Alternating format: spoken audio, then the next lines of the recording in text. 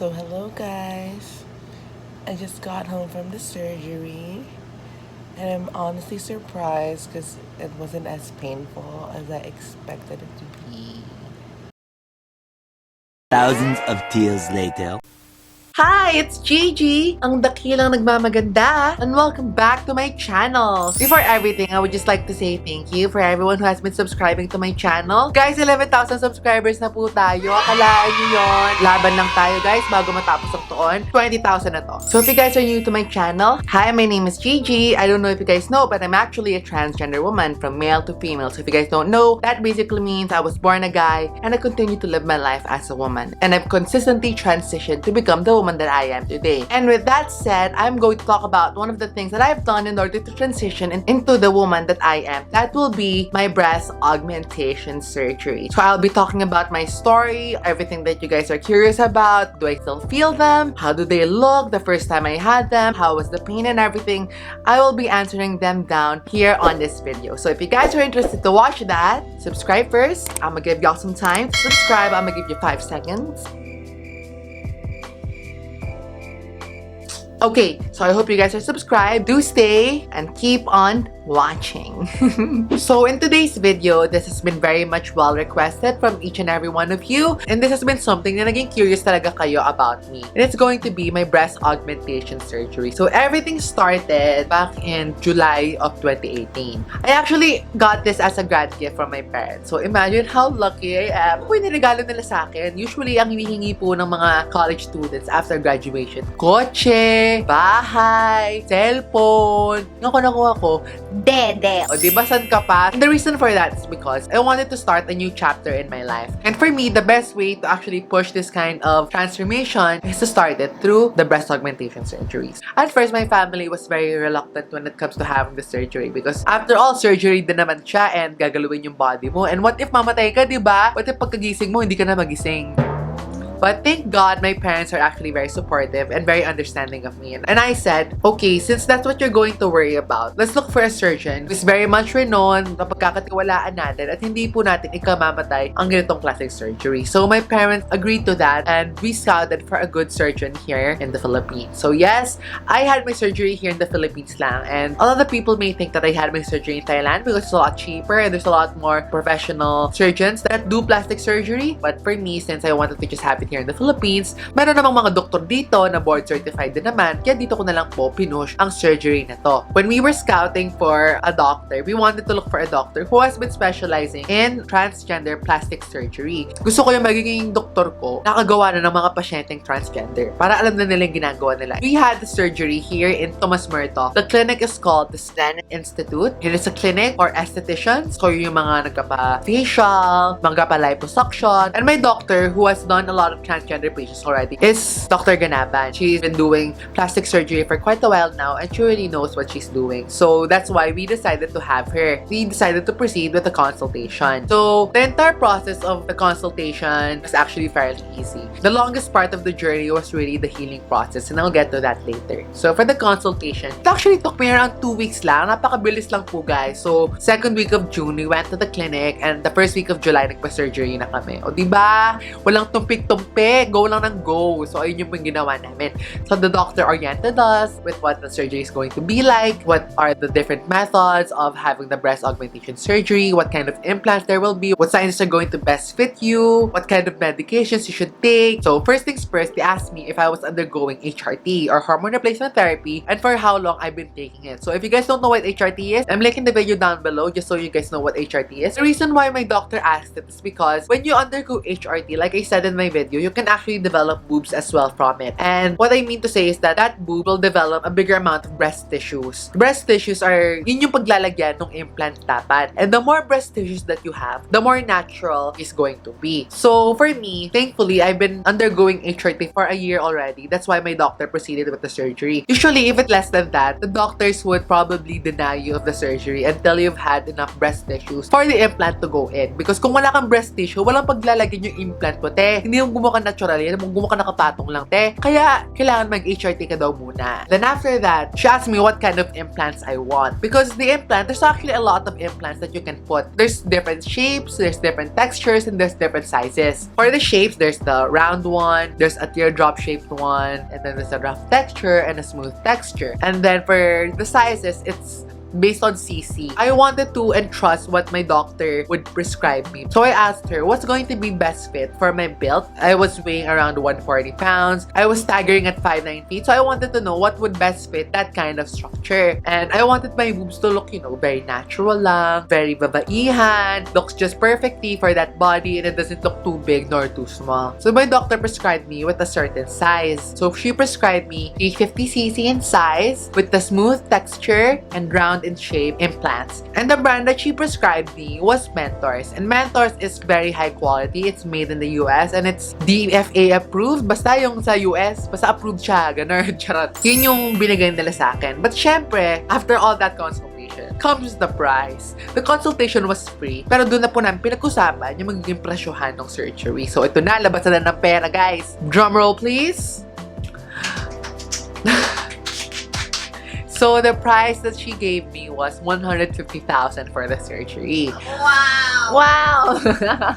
So it's 150,000. So it's mind-boggling. I know it's a wild number, but you know what? I feel like if you really want to get quality surgery, you're going to have to pay the price, right? You're not gonna get, you know, cheap surgery and then eventually die because of it or get, you know, poorly bad results. My parents are That's right. The surgery was 150. So Gigi's in debt. If you want her to succeed, you better subscribe and smash like!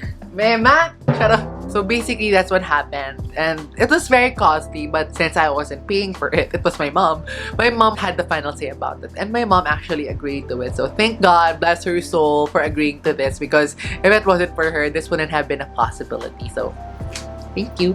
It's actually 150k, but that doesn't include the medications yet because you're going to have to take medications after it. And that medication would be antibiotics just to prevent all kinds of complications that will possibly happen from the surgery. After that consultation, my doctor told me to take these certain tests just to make sure that I would be fit to undergo the surgery, that my body is ready. All my results came in good and I was ready for the surgery. And 2 weeks later, we had the surgery already. As we were driving, at first I was very reluctant, but at the same time very much excited with the surgery because I wasn't really sure as to what's going to happen after the surgery because I'm gonna be going from nothing to something, guys. Literally nothing. As in, wala po talaga akong dede nun dati. Finally, I got into the surgery place. I had to wear this hospital robe and I actually went through general anesthesia. So basically, I was asleep during the entire process of the surgery. And once the anesthesia kicked in, I was dead asleep and I couldn't feel a thing anymore. The surgery actually took an hour and a half and the surgery that they had decided to proceed with is under the muscle because there are two types of ways to undergo with the surgery. You can go over the muscle or under the muscle. Over the muscle is basically just on top of the muscle. So imagine, this is your muscle, your pecs, your boobs will be like this. So gumagalaw-galaw lang siya, guys. Usually, that's not generally advised, but of course, it's very cheap because you're just literally going to put it on top there and it's not going to take much anymore. That's why it's still an option for other people. But if you really want to go pay the price and want it to look more natural, you have to put it under the muscle rather. So basically, it's what's going to be is like, this is your pecs, this are your implants. What's going to happen is your muscle will take the shape of your implants and it's going to look much more natural. Since it's going to be under the muscle, it's going to be much more complicated and it's going to take much longer for you to heal because the muscle will have to adhere with the shape that's going to be included in your body. So you really have to make sure that everything goes well with that. So you have to really think through what kind of surgery you're going to push through with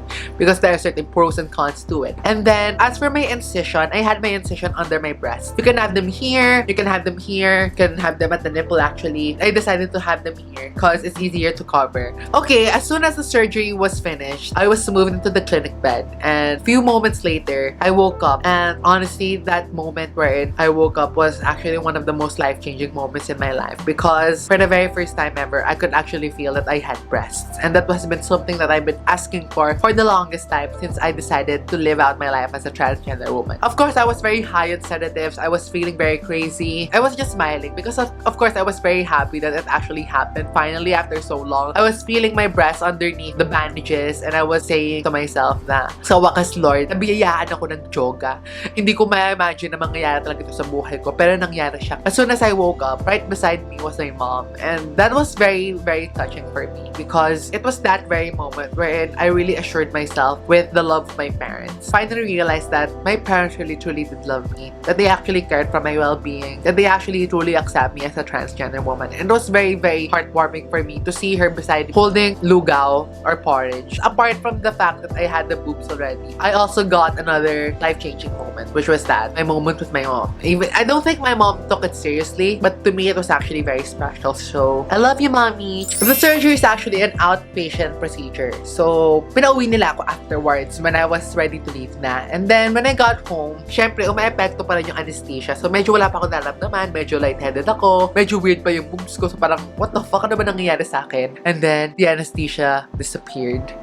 Mare! Oh my God! That was the first time I experienced that kind of pain in my life. Kakaiba po talaga yung sakit. On a scale of 1 to 10, I can safely say that the pain was a 12. Hindi po siya biro, guys. Napakasakit po talaga. The feeling that I experienced was, imagine, dalawang hollow block, nasa dibdib mo na flat-chested, tapos inaapakan ng elepante. Ganun siya kasakit, guys. Kasi, like what I said, since it's under the muscle, yung muscles mo, syempre, since hindi pa siya sanay dun sa implant, kinoconstrict niya yung katawan mo. Kakaiba talaga yung feeling, and muntik na ako lagnatin sa sakit. I couldn't even use my phone to vlog about it. I couldn't talk about it. I didn't have much photos of myself during the surgery because that was how much pain I was experiencing. I had to focus and direct my energy on having to live my life amidst the pain as compared to having to use that energy to vlog about it. Make sure that you know the kind of pain threshold that you have as a person because you're going to go through hell after the procedure is over. Eventually though, the pain subsided after 1 week because during that first week of the surgery, the pain was very prevalent. The only time I was able to stand up was towards the 4th day because the pain was like this So surgery and then biglang first day and it's going to finally trickle down towards the last day of the week. And I was actually able to go out of the house after the first week. Although it's not recommended, but di ko talaga kaya, nakahiga lang po ako, guys. Pero posible naman po yun, natatayo kayo para makalabas. And then after the second week, medyo kebs na siya. Nakakalabas na ako. You can go to work na. You can finally walk. You can do physical activities. But you cannot do strenuous activities yet. Nakapag-workout lang ulit ako after 2 months. After the second month, everything just went on well. Appearance-wise, during the first week, as in tanda-tanda ko po talaga. Guys, yung po talagang torpedoes yung dede ko nung simula. As in, ang weird po talaga. And since your body is still adhering to the breast implant, your boobs were going to look like torpedo. So, the shape was parang paganon siya. It's not like this na medyo nagsag na. Patusok po siya nun kasi yung body mo hindi pa sanay. And then eventually, as the months will progress, your boobs will get softer and softer and it will look more natural and it will finally sag to the right shape where you want it to be. It will take around a year for the boobs to finally settle into your body. So you're going to have to really wait for it. There was also a thing na kailangan gawin para mas lumambot at mas gumanda yung implants mo at a faster time. And that is by massaging the boobs. That's where my boyfriend comes in. Chare! In total, I guess I could safely say that I was fully healed around the 3rd month. And then, as for the shape, I felt like it looked perfect already towards the 6th and 7th month. At first, the breast actually felt like it was foreign in my body. Kasi syempre, nanggagaling ka sa wala, sigla ka magkakaroon ng dede. Hello, maninibago ka. I actually experienced some sort of back pain because of this. Kasi medyo nabibigatan po ako. Konting-konti lang naman during the first week lang. Pero after that, it's going to feel like it's finally blended into your body as if it's one with who you are. It just feels like it's part of the muscle na lang. It doesn't feel like it's something different. It just feels like it's naturally you. Like, wala lang. Like, right now, parang hindi ko iniisip na may boobs ako. Pakiramdam ko parang totoo lang siya. And actually, pag hinawak-hawakan mo nga siya, it actually feels like real breasts. Just to clarify din pala, just because you've had the surgery, doesn't mean na titigil ka na sa HRT. HRT actually happens for a lifetime. So, right now, I'm still taking medication. And it doesn't stop there talaga. Like, you're gonna have to take it for the rest of your life, unfortunately. Just to summarize my experience, I can say that it's a really bumpy journey that I had to go through. Going into the surgery, I can safely say that I was already confident already with who I am. I was already at that stage in my life wherein I know who I am and nothing can ever tell me otherwise. is parang naging extra na lang yung boob job ko. Like, it doesn't feel like it's the very gateway for me to feel validated as a real woman. Of course, naging extra lang siya for me to not feel as dysphoric as I was. But at the very end of the day, just because you had this kind of surgery doesn't mean you're much more of a woman as compared to other transgender women. Nag-surgery man o wala, babae ka pa rin sa mata namin. At walang mapapagsabi ng iba nun. If you believe in yourself that you are actually a woman, no one can say otherwise that you aren't. These kinds of surgeries, like a facial feminization surgery, the breast augmentation, these are just additives for you to not feel as dysphoric as you can. But they're not qualifications to say na mas babae na ako compared to before. Babae ka naman talaga to begin with. Ang mapagsabi lang naman talaga na tama kaya yung sarili mo. Wala nang ibang tao ang pwede magsabi na mali ka. Kaya always just make sure that you already love yourself before getting into these kinds of procedures in your life. Overall, napakalaki pa rin pagbabago nito para sa akin. For the first time, I finally saw my body the way I wanted it to be in correspondence with my brain. Ang masasabi ko lang guys, ang liwanag ng aking hinaharap.